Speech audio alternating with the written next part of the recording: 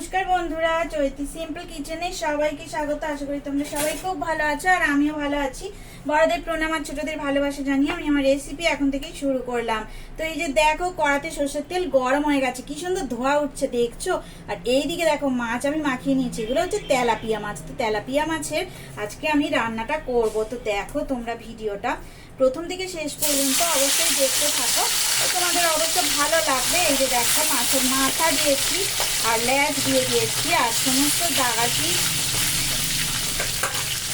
তো আমরা তো দাগা বলি, আবার অনেকে বলে গাথা। তো যাই হোক, গাথা হোক দাগা হোক, এই যে রান্নাটা আমি করেই নিচ্ছি আজকে। তো দেখো, সর্ষের তেলটা পুরোটাই সুন্দর করে আমি গরম করে মাছগুলোকে কিন্তু দিয়ে দিয়েছি আর একদম মিডিয়াম ফ্লেমে রেখে সুন্দর করে রান্নাটা করে নেব। তো চলো দেখছি, আমার সাথে তোমরা থাকো। মাছের এক পিঠ ভাজা হয়ে গেলে তারপর ফিরে আসছি অপর পিঠ ভাজা করে। এখন দেখো, মাছগুলো উল্টে পাল্টে ভালো করে ভাজা করে নিচ্ছি। এক সাইডটা ভাজা করা হয়ে গেছে, সমস্ত মাছ দেখো উল্টো পাল্টা করে দিয়েছি আমি। এবারে ভাজা করে নেব আর এক সাইডটা ভাজা করলেই ব্যাস, সুন্দর করে রান্নাটা আমি করে নিতে পারবো। আর এই যা গরম পড়েছে, এখন দেখো পাতলা করে ঝোল খেতেই সবারই মন চায়, সবার ভালো লাগে পাতলা করে ঝোল হলে। তো চলো দেখি সুন্দর করে রান্নাটা করে নিই, এক সাইড ভাজা করে নিয়ে আর এক সাইডটাও ভাজা করে নিচ্ছি। এইদিকে দেখো, মাছগুলো ভাজা হয়ে গেছে, আমি গোটা জিরে ফোড়ন দিয়ে দিলাম আর এইবারে সবজিগুলো সব দেবো। এই যে দেখো, কুমড়ো, আলু, পটল সমস্ত কিছু দিয়ে দিলাম। কাঁচা লঙ্কা দেওয়া ছিল, কাঁচা লঙ্কাগুলোই কি সমস্যা জানো তো, একদম ঝাল নেই। আর একটা কাঁচা লঙ্কা, ওই জন্য 3-4-4টে কাঁচা লঙ্কা দিয়ে রান্নাটা করে নেব। তো দেখো, আমি সুন্দর করে ভাজা করে নেব মিডিয়াম ফ্লেমে রেখে। আমি মাছের জন্য এই তরকারিটা বানিয়ে নিচ্ছি। মাছগুলো যেহেতু ভাজা করা হয়ে গেছে, সেহেতু ওই একই তেলের মধ্যেই আমি কিন্তু বানাবো। মিডিয়াম ফ্লেমে রেখে দিয়েছি। আর এইদিকে দেখো, পটল, আলু, কুমড়ো আর কাঁচা লঙ্কা দিয়ে আমি সুন্দর করে ভাজা করে নিচ্ছি। আর একটু হলুদ গুঁড়ো আমি ওপর থেকে দেখো ছড়িয়ে দিচ্ছি। আর নুনটা একটু দিয়ে দিই, নুন ভেতরে ঢুকলে সবজিতে আমার ভালো লাগে। অনেকে আবার কি করে দেখো, পরে নুনটা দেয়, সেটাও তোমরা দিতে পারো, যার যেভাবে মনে হয়। তো আমি দেখো এইভাবে করছি। আজকে গরম পড়েছে তো পাতলা করে ঝোল বানাবো। আর বৃষ্টি হবে করে একটা দিনও বৃষ্টি হচ্ছে না। তো চলো এইভাবে সুন্দর করে ঝোলটা বানাই।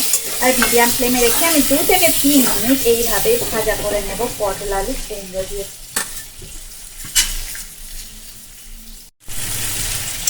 এদিকে দেখো, আমি ভাজা করে নিয়েছি। তো পেঁয়াজগুলো দিয়ে দিলাম।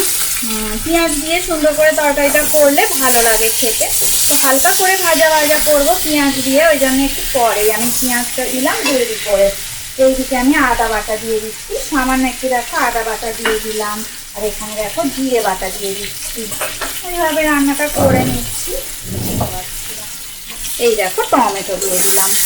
তো এই যে দেখো, আমি এটা ভাজা করে নেব, মিডিয়াম ফ্লেমে রেখেই দিয়েছি আমি।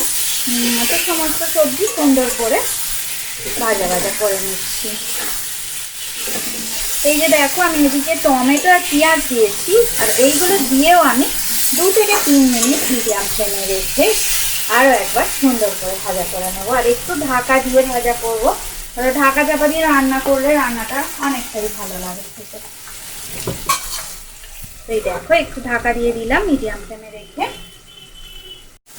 দেখো 2 মিনিট হয়ে গেছে, আমি ঢাকাটা খুলে নিয়েছি। এবার দেখো, অনেকটাই ভালো করে ভাজা হয়ে গেছে। তো এবার আমি একটু গরম জল দিয়ে দেবো। রান্নাতে গরম জল দিলে অনেকটাই ভালো লাগে খেতে। তো আর সিদ্ধ হয়েই গেছে প্রায়। দেখো কত সুন্দর, এরকম ভাবে না তরকারি খেতে গরমকালে খুব ভালো লাগে। বানাবে এইভাবে, ভালোই লাগবে। দেখো, অনেক শুধুই হয়তো পটল দিয়ে ঝোল করছো, তো কুমড়ো দিয়ে কোনোদিন করে দেখো, পটল, কুমড়ো আর এই টমেটো দিয়ে দারুণ লাগে খেতে। তো এই দেখো, আমি এখন জল দিয়ে দিচ্ছি, হালকা একটু গরম জল দিয়ে দিলাম। একটু বেশি করে দেবো, যেহেতু মাছের ঝোল হবে, তো অনেকটা বেশি জল দিলাম। তো হয়ে গেছে দেখো জল দেওয়া। আর জলটা ভালো করে ফুটে গেলে তারপরে আমি মাছগুলো দিয়েই সিদ্ধ বসিয়ে দেবো। এই সমস্ত তরকারি দেখো, কুমড়ো সিদ্ধ হতে বেশি সময়ও লাগে না, আর পটল তো একদম ভাজাই হয়ে গেছে।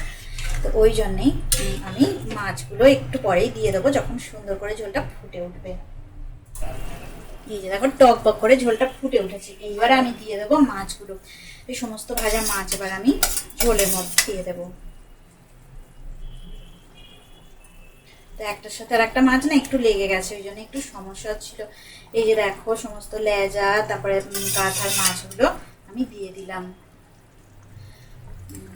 তো চলো এইভাবে আমি আজকে রান্নাটা করে নিই, তারপরে ফেরত আসছি। একটু ঢাকা দিয়ে রান্নাটা হতে দেব 10 মিনিটের মতন, একটু ঢাকা দিয়ে রাখলেই রেডি হয়ে যাবে।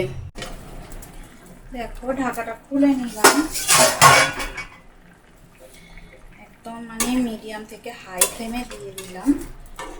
তরকারিটা একদমই হয়ে গেছে, দেখো কুমড়ো পটল আলু সব সিদ্ধ হয়ে গেছে, আর মাছগুলো ঝোলের মধ্যে একদম সুন্দর করে ঢুকে গেছে। আমি অনেকটাই জল দিয়েছিলাম, তো একদম রেডি, একদম পাতলা করে মাছের ঝোল।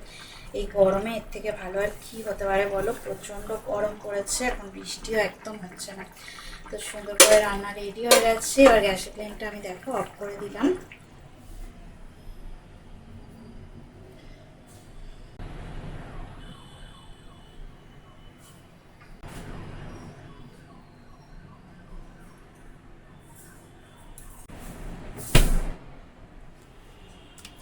ওপর থেকে একটু লঙ্কা দিয়ে দিলাম। তো লঙ্কাগুলো যেহেতু একদমই ঝাল নেই, ওই জন্য একটু ডেকোরেশন করে দিলাম।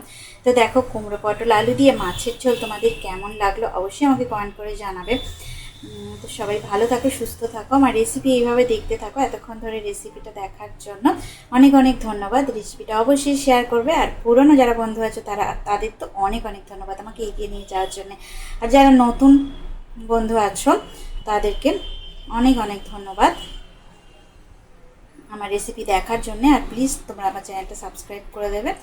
তো চলো দেখি আজকের মতো টাটা, পরে আবার নতুন রেসিপি নিয়ে তোমাদের সামনে আমি আবার চলে আসবো।